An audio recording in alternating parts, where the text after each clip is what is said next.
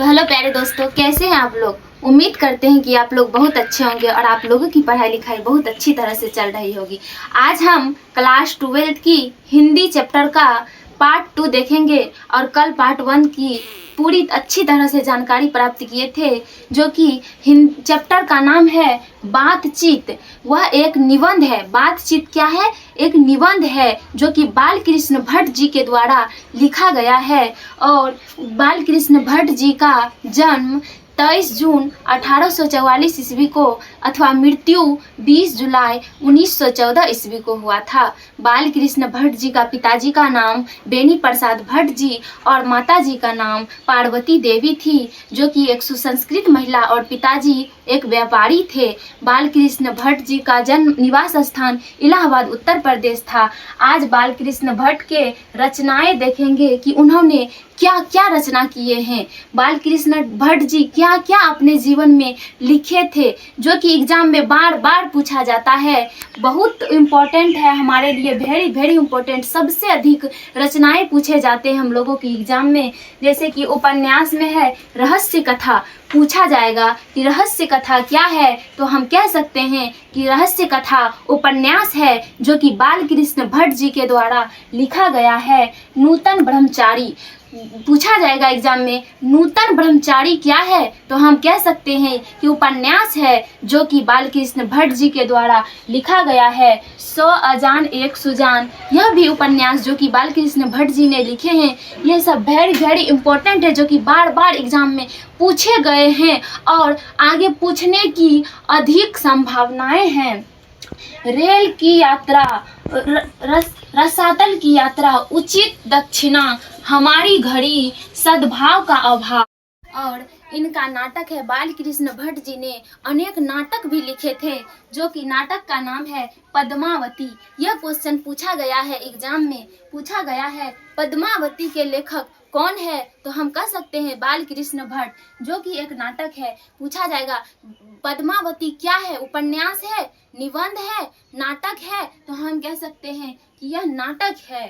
कीर्तार्जुनीय, वैनी संहार, शिशुपाल वध, नल दमयंती या दमयंती स्वयंवर। यह क्वेश्चन भी बहुत इंपॉर्टेंट है। नल दमयंती या दमयंती स्वयंवर बाल कृष्ण जी की, भट्ट जी की है, नाटक है। शिक्षा दान, चंद्रसेन, सीता वनवास, सीता वनवास क्या है, नाटक है जो कि बाल कृष्ण भट्ट जी ने लिखे हैं। नाटक सीता वनवास।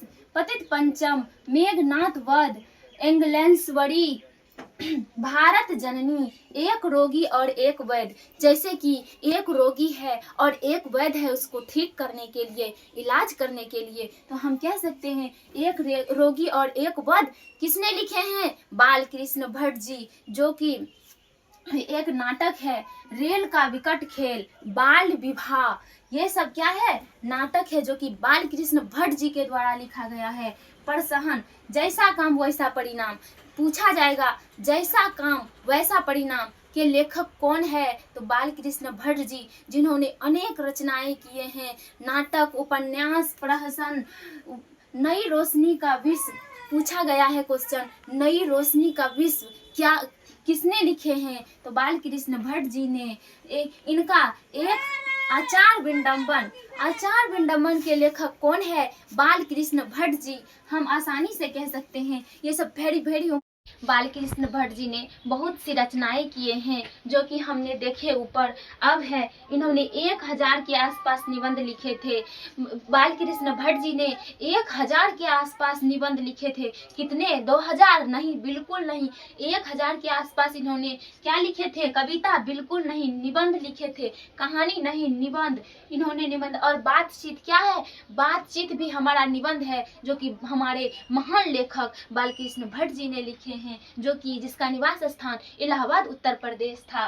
देखिए, भट्टर निबंध माला के नाम से 2 भागों में प्रकाशित हुआ है, 2 भागों में। भट्टर निबंध माला कितने भागों में प्रकाशित हुआ है? 2 भागों में प्रकाशित हुआ है। प्यारे साथियों, मैं उम्मीद करती हूँ कि आप लोगों को यह बहुत ही अच्छी तरह से समझ में आ गई होगी। बालकृष्ण भट्ट जी बातचीत के बारे में अनेक प्रकार के बात बोले हैं। यह एक बहुत ही सुंदर निबंध है जिसे पढ़ने से हमें इस दृष्टि को पता चलता है। इसमें एक एडिशन है जिन्होंने कहे हैं असल बातचीत 2 व्यक्ति के बीच ही हो सकती है। अगर बातचीत 2 व्यक्ति से तीसरा व्यक्ति बीच में आ जाए तो वह असल बातचीत नहीं हो सकती। वह दिल खोल के व्यक्ति बात नहीं कर सकते हैं। दिल खोल के मात्र 2 व्यक्ति ही बात कर सकते हैं। तीसरा व्यक्ति यानी कि 3 व्यक्ति का 6 कानों में परी बात फैल जाती है।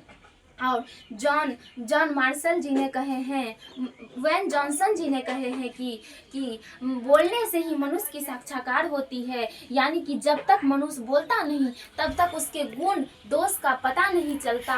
यानी कि अगर कोई नहीं बोले, नहीं बात करे तो हमें कैसे पता चलेगा वो आदमी कैसा है? बातचीत से ही हमें उसका गुण दोष का पता चलता है। और